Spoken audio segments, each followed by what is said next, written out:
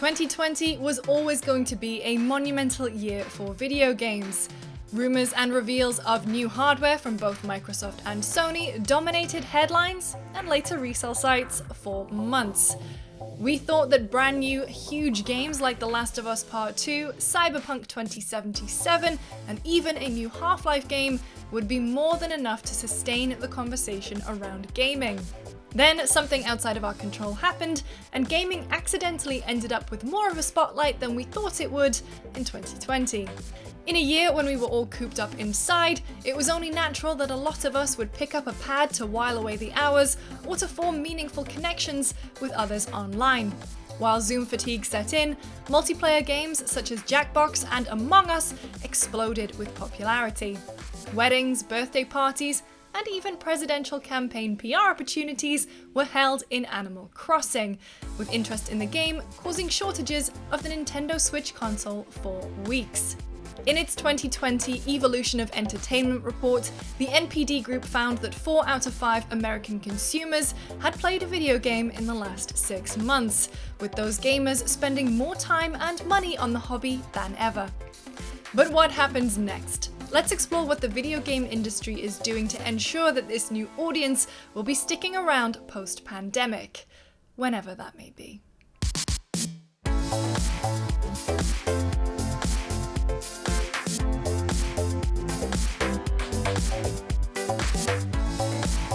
To discuss the topic from all angles, I'm joined by people from different areas of the video game industry. First up, we've got Mat Piscatella, Director of Games at the NPD Group. Hi, Matt. Hi, it's great to be here. Thank you for joining us. We also have Victoria Tran, Director of Community at Innersloth, developer of the hit game Among Us. Hi, thanks for having me. And Greg Miller, former game journalist and now co-founder and host at Kinda Funny. Hi, Greg. Hello, Lucy. Top of the morning to you. Thank you, everyone, for joining us. So I think let's kick off by taking a look back at 2020. So Matt, I'm going to come to you first. Can we have a look at how big a year was it in terms of growing that gaming audience? Can you give us those headline figures, the hardware sales, maybe even demographic shifts? Yeah, it has been a remarkable year. The past 12 months have been in the total world pretty bad, but in gaming it's been pretty remarkable. Overall sales of video game stuff, from hardware to accessories to content, we're going to end the year up somewhere between 18 and 22%. We're probably going to hit $50 billion in the US market, which would be an all-time record. And we're seeing growth in engagement and player count across every single demographic spectrum. It's been a heck of a year. I was going to say, it's almost as if forcing people inside, it was only natural that they were going to come and gravitate around those video games. With those numbers, I mean, it seems like such a huge jump. Do we have any kind of indication? Obviously, it was the year of the Xbox Series X and PlayStation 5. Do we think the jump was going to be that big? Absolutely not. In fact, the consensus among analysts going into the year is that we would be down in the market almost double-digit percentages through the launch of the Xbox Series X and S and the PlayStation 5. And in fact, what happened is we started seeing 35% gains beginning in March because of those things you mentioned, and also because people didn't have to spend money on things like travel or entertainment or dining out. They couldn't. So what they did instead is they moved their purchasing more towards things for the home, like entertainment and home, like video games, which they did to a pretty big extent. Victoria, I'm going to come to you. It was an enormous year for Among Us. I mean, what was that like from the developer point of view, and also who's playing? Because it's not just the gamers. It's true. I guess to speak on what it was like to have Among Us really suddenly blow up, honestly, in like a few months, that was terrifying and amazing and wonderful. And there's really no like English word to kind of make people comprehend how surprising and amazing it was. But I think the best thing is always when you have new people who don't necessarily quotation marks play games start playing your game, and it's great. Like I've seen teachers play with their entire classroom. There were politicians that played it, there were esports teams, there were new streamers, there were old streamers, families, adults, kids. It literally just spanned like from like celebrity status and comedians and the WWE to just students in general, and it was really wonderful to see. What do you think it is about Among Us in particular that really helped take off? I think it was a number of things, right? So one, it's kind of the core simplicity of the game. You don't need like high strategy in terms of coordination. You just need to know how to be able to talk to the people within your chat. And also the fact that there was the kind of cross-platform play. A lot of people don't have the, huge computer rigs or the PlayStations to play a lot of these games that, normally that we all like to talk about. And because Among Us could be played on mobile and PC and there was cross-play, I think that's kind of what really helped everything come together. So it's breaking down those barriers to entry, really simplifying the process and making people feel like, oh, I don't need these huge expensive machines. I can just play together. Greg, I'm going to come to you because how has your audience changed this year? Obviously, the Kind of Funny best friends have had a long-time relationship with each other, with you guys. How has their relationship with you changed? And who has joined your audience this year?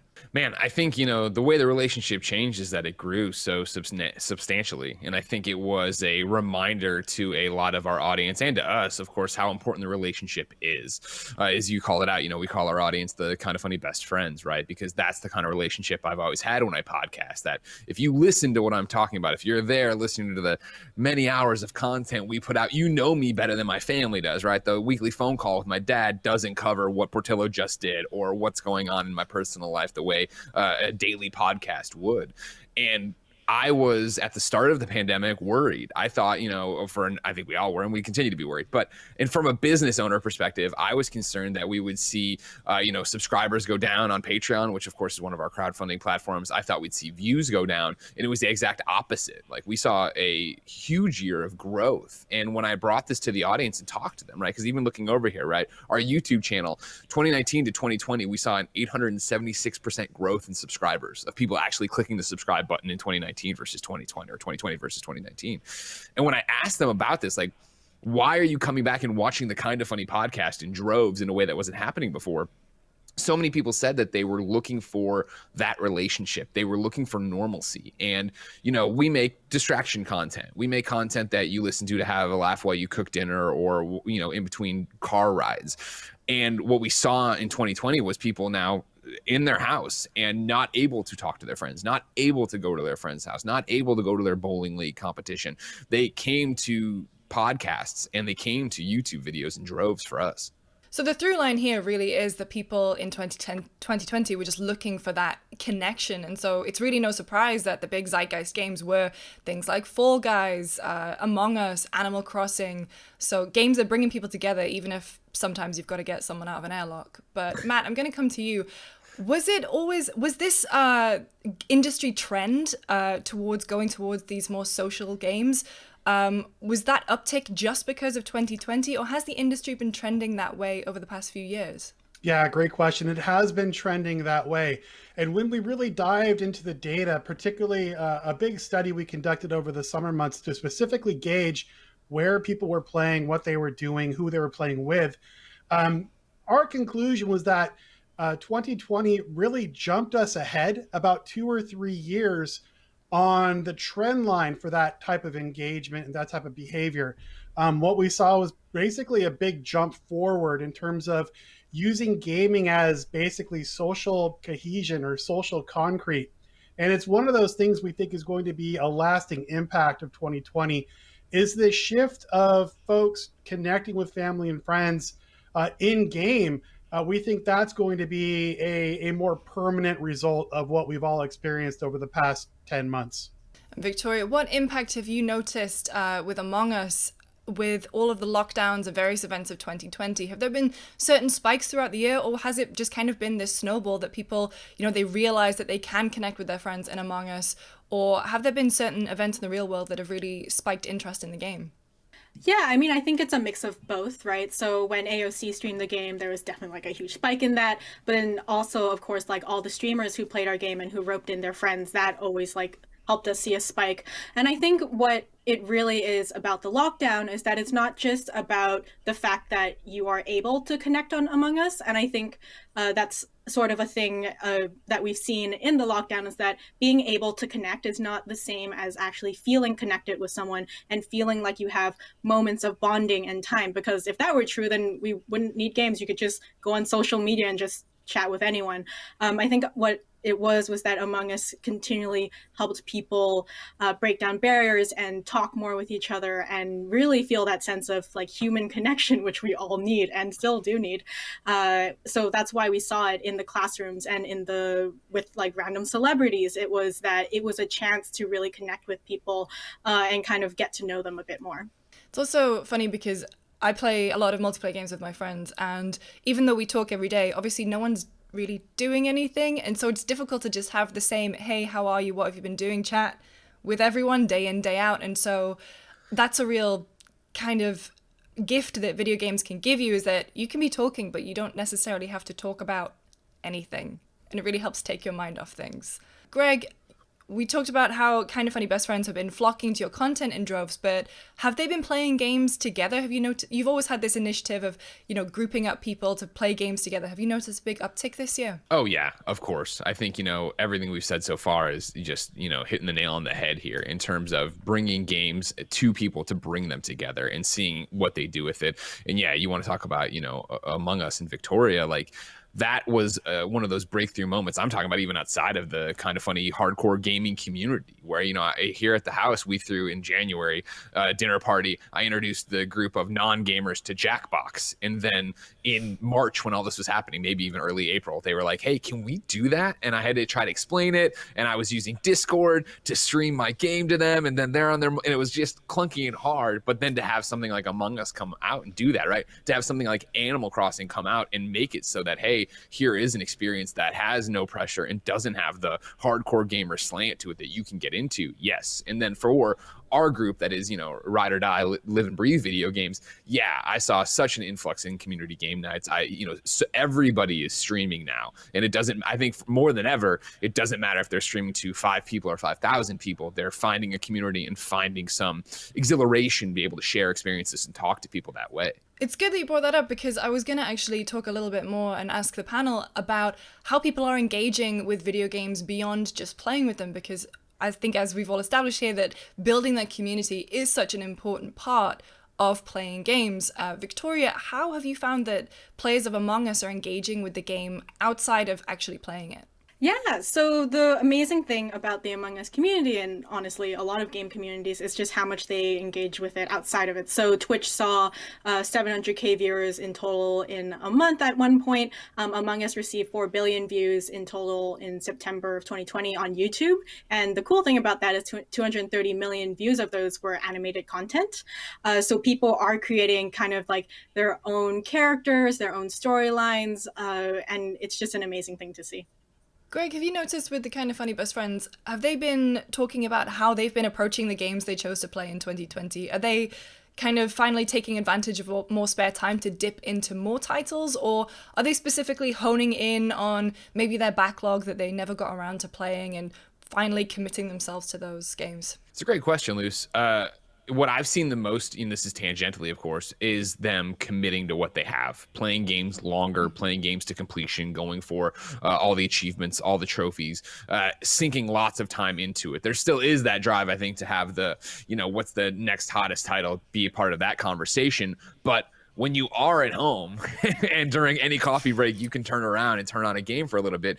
I'm seeing kids knock out games so quickly that, yes, they are doubling back to their backlogs. They're doing more video game book clubs. They're, engaging in a longer form conversation about what they're playing and digesting and really wanting to share that with each other. Matt, in terms of the broader figures, is that being supported by what we can see in the Kind of Funny community? Yeah, and I think even to expand on what Greg was saying, what we really have seen is an increase in that type of engagement across age groups. And in fact, the group that has the highest growth in engagement, both in terms of player count and the hours played since the pandemic began, were those 35 years and older. So it's not just the younger and more core audience that has been playing more. We have a whole generation of either lapsed or new gamers coming to the market, and they're doing it across PC and mobile and console. And one other note I just wanted to touch on, Greg mentioned the boom in the number of people streaming. He's absolutely right. In fact, that has doubled since 2018. Our studies show that about 8% of video game players in the US actually have streamed themselves playing. And that's double the 4% that were doing that back in 2018. And we've also seen an increase in the amount of content being watched online and a resulting corresponding increase in play hours. So yeah, that engagement level continues to go higher, both in its breadth and its depth. I want to touch a little bit more on the new gamers, the older population who are finally, or maybe returning to video games.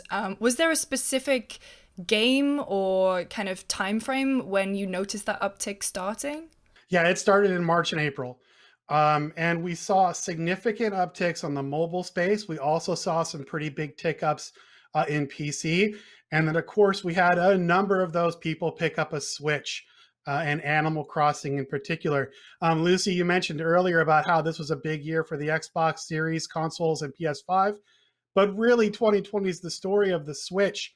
And it's becoming one of the best performing platforms of all time. And I think it's that broad appeal that is accessible to folks, not just who have been gaming forever, but for those folks who may have had a Wii back in the day, or even had a 2600 when they were a kid, and are coming back to gaming again for the first time in a long time.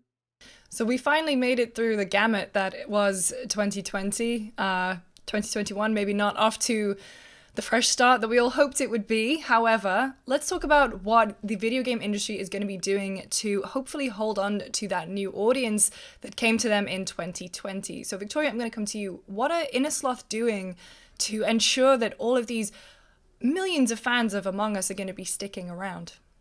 Well, for sure, we're going to be doing the kind of typical things that games do, which is like the new map. We're working on that right now. There'll be new tasks. We're hoping to build a friend system so you can kind of create that social network within the community, and basically just better gearing it up for retention and community building.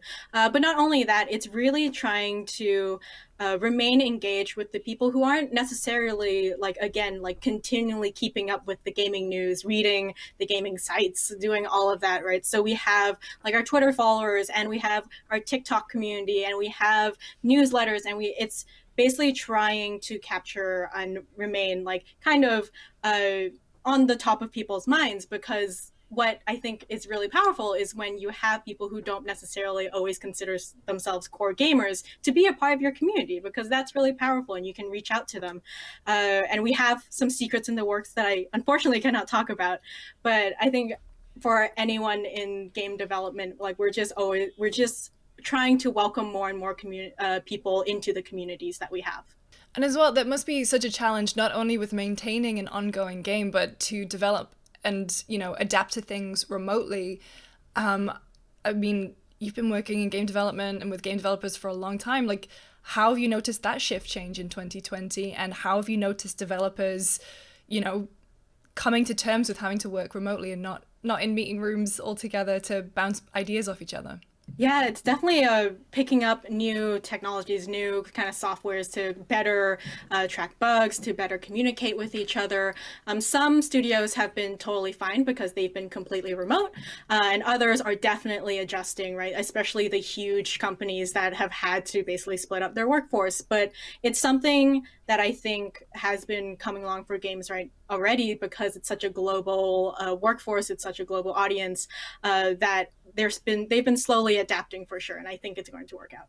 Greg, in terms of your audience, what makes them stick with games? You obviously talk a lot about platinum trophies on the podcast, etc. Sure. Is there more to it than that? Is that element of challenge going to keep people sticking with games? Yeah, I think it's that, and the fact that games continue to grow and be so diverse. What I've talked about for years is that I'm lucky that in my lifetime, games have grown with me. And I think you continue to see that, where we're to a point that games are as close as you can make a comparison to movies in terms of, what do you feel like playing tonight? It's not like you have a limited, I'm going to play a platform or I'm going to play an RPG, right? There's any shade of emotion you're feeling, there's a video game for. And I think that's comforting because I think so many people, myself included, this is our preferred form of entertainment. Like, I don't enjoy sitting and watching stuff. I enjoy playing and interacting. And that can be as simple as a point and click. I'm moving things around. It can be a puzzler. It can be something that where I want the surround sound and lights off and to be lost in that experience. I think the fact that games continue to be driven by such creative minds, and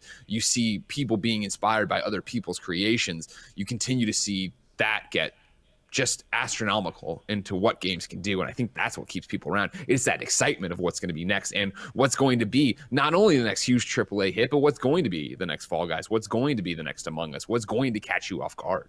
Matt, what has the industry been doing to be more welcoming for new and returning audiences? Well, I think Greg hit the nail on the head. It's about delivering a diverse assortment of experiences that allow people to play when, where, and how they like. It wasn't too long ago, in fact, back in like 2013, when we had a bunch of articles and people talking about the death of consoles because mobile gaming was getting started.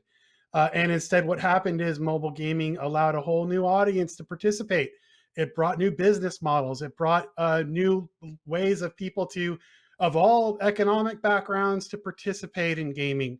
And as that business has been proven to be not only viable, but thriving, the willingness of the industry to adopt new platforms, to bring in new forms and new ways of people to engage with content is only going to continue to help that market grow, whether that's cloud or the traditional console experience or mobile or subscription or stuff we haven't even thought of yet. It all is going to help grow or lift the overall tide of the market, and that's what's exciting. It's funny you mentioned that. So my next question for the panel was going to be, what trends do you think will emerge in 2021 to kind of keep and maintain those audiences? Is it going to be these subscription models? Is it going to be the consolidation of these subscription models? We've seen Microsoft snapping up EA Play. There could be, the rumor mill is running wild that there might be more new services being added to Xbox. So I'm going to put it to the panel. Victoria, let's start with you. Do you think it's going to be something like cloud gaming, 5G, or is there another trend that is kind of emerging that we might be able to see more of in 2021? Honestly, I think it's a mix. So one of the parts is that what I hope for 2021 is just the redefinition of what being a gamer means, because I think for so long that games have felt like this fringe in popular media, and news outlets still kind of talk about it like it's this outside thing that, like, oh my gosh, what a surprise that games are popular, when so many people are playing games. Whether you're playing on your phone or you're playing on the PS5, that still counts as you're playing a game. And the fact that it's just that people think you have to be this like hardcore gamer, you have to have all the consoles in order to be considered this gamer, that I hope that what 2020 has shown everyone is that the more people you have kind of playing your games and having fun and connecting over them is just a plus for everyone. So I think one is just going to be a mindset change, or I hope there's a mindset change. And I guess what's next, I feel like more subscription services will become a little bit more popular. I'm totally coming at this from like I don't have data on this right now, but more so that from the ways that like we've seen Netflix and Spotify become a thing, and I'm a little bit nervous about it, honestly. It's like I feel like a subscription service is slowly coming, and I'm excited for it. I fear it. It's a mix of feelings for sure. I'm really glad you said about the redefinition of gamer, because I think it's always been the gamers who've been yelling, we're bigger than movies and TV and everything. And I really hope that 2020 has shown people that, we're definitely here to stay. So thank you very much for saying that. I'm very glad. Greg, same question. What kind of trends do you think will be emerging over the next few months? It's fascinating. I think everything's in the mix from what we've talked about. I don't think it's going to be cloud gaming 5G. I think that if you would have asked me this last year in 2020, I would have been right there. I would have been like, Stadia is going to come on strong. xCloud's going to come out of beta. There's going to be a great argument for it. I was super excited for it because in 2019 and start of 2020, I was on the road every other weekend, and I was stoked not to have to think about packing a console anymore. Just having a phone or a tablet and a controller, I was ready for that. Whereas now I feel like that's tech still going and still super exciting and will be important to the future. I think right now we're cool on it because we're all at home anyway. What's it matter? I think the one that might not see, this might not bear fruit in 2021, but the seed is planted, we're going to see it continue, is AAA gaming accepting early access as a viable way to actually release your video game. I think we look at the end of the year and the awards, and we look at Cyberpunk, and you say, man, Cyberpunk got its messaging wrong. It failed its audience. You know, arguably CD Projekt Red lied to people. And then you compare that to Hades, a game that was released in early access and is on most people's short game for game of the year, if not their game of the year. And what do you see? You see Hades developers sitting right there, Supergiant, saying, we didn't crunch for this, and yes, we released it in early access, and this is the way it could be. And I think as we go forward with the lessons of Cyberpunk, you look at somebody like Bethesda, and you have to imagine, especially after Fallout 76, that they're sitting there going, we cannot release our next grand RPG and have it be a buggy mess. Like, people won't accept that anymore. Yes, I really hope that that's the way the tide is going to turn in the industry, because Cyberpunk was unfortunately a mess, and it sold extremely well, but it did put people off, and it lost CD Projekt Red a lot of goodwill with their community. Matt, same question. Yeah, so number one, the answer is yes, all of it. But in particular, I think what has the industry most excited is the community and in-game event aspect of what's happening. Folks like Victoria and her team have really inspired a great deal of developers and publishers to try to make their games bigger than games. It's about them becoming social hubs. It's about bringing excitement from other entertainment properties into their games, and basically broadening the appeal even more. I think that's what we're going to see a lot of effort put to, is that community and that in-game event type stuff. Because you just can't beat some of those engagement metrics coming out of those types of games. And actually, that's a great segue to ask, how have the existing audience been treating all of the new players? Greg, I'll come to you first. Well, that's a loaded question, Lucy, as I'm sure you're aware. I think if you took a passing glance at the internet, you'd say badly, horribly. Look at these people yelling at each other. Look at the bigots and the racists that are on the internet, and da-da-da-da-da. That's always what grabs the headlines, because, of course, we need to excise that and get that out. But I think beyond that, you find audiences that are welcoming and do want to help. And, you know, as somebody who subscribes to the Animal Crossing subreddit, right? Like, going through there, that is always 98% extremely positive, welcoming, answering questions, showing new designs, trying to share things. You know, I just started my playthrough of Bloodborne, and sure, there's plenty of people who want to talk crap and tell me I'm way late and yada, yada, yada. But there are so many other people who come into my stream and are like, wait, is he playing? Oh, he wants advice, but not too much advice. All right. And then they recommend people and they recommend communities. Like, that is out there. And I think that is what we're talking about, of changing the definition of what gamers are. As we bring more people in and they realize it's not the angry kid in the basement on his keyboard yelling at somebody. It is this diverse group of people who love something and want to share that love with other people. I think that is there in you know, just huge amounts. And Victoria, with a community as huge as the one for Among Us, how have you noticed the old guard playing nice with the new guard? Honestly, same as Greg said. The people who tend to get the most attention are the loudest, but honestly, from my years of working in community, whether it was with Among Us or past studios, the majority of the time, everyone is just so welcoming and just happy to have new people in the game, because it just means you have more people to get excited with, right? And I know that we talk about AAA a lot, but I think one of the things is that indie games have always kind of had this diverse community that have really wanted to tell their own stories, and to see that reflected, I hope that also kind of integrates with the old and new communities, right? We've seen games like Venba, which are about an immigrant family cooking for for their children. Like, that's a huge thing. And I see a lot of like old avant-garde gamers, let's say, really embracing that kind of thing. Like, they love the diverse stories. They love seeing new, fresh ideas, because that just keeps gaming interesting.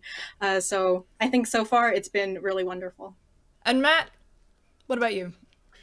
So we have 4 out of 5 U.S. consumers playing video games in 2020. Video games are no longer just a small niche audience. We're talking video games are as mass market as anything out there. And what we saw over the course of the pandemic is the new players, they're family members, they're friends, they're people that people were hanging out with in real life before, but are looking for other ways to connect and get together. So, you know, in the industry and those of us who are really connected to the gaming internet, we see a world that a majority of the game playing audience doesn't. They don't know about Reddit subreddits, and they don't know about message boards. They just know that, like, my cousin wants to play Call of Duty with me, so I'm going to play Call of Duty with him. And so I think that it's not just the mass audience of gaming that matters. It's the micro audiences. It's those small groups. It's the group of friends that get together on Friday to play Among Us and have a couple cocktails. Like, that's the emerging audience in gaming right now. And in a lot of ways, it's really beautiful that people can connect that way inside of these games that we've loved forever. Couldn't agree more. I want to extend a great big thank you to all of our panelists for joining us today and providing such incredible insight into an industry that we all love so very much. For more coverage of this year's CES, make sure you keep your eyes peeled to CNET.com.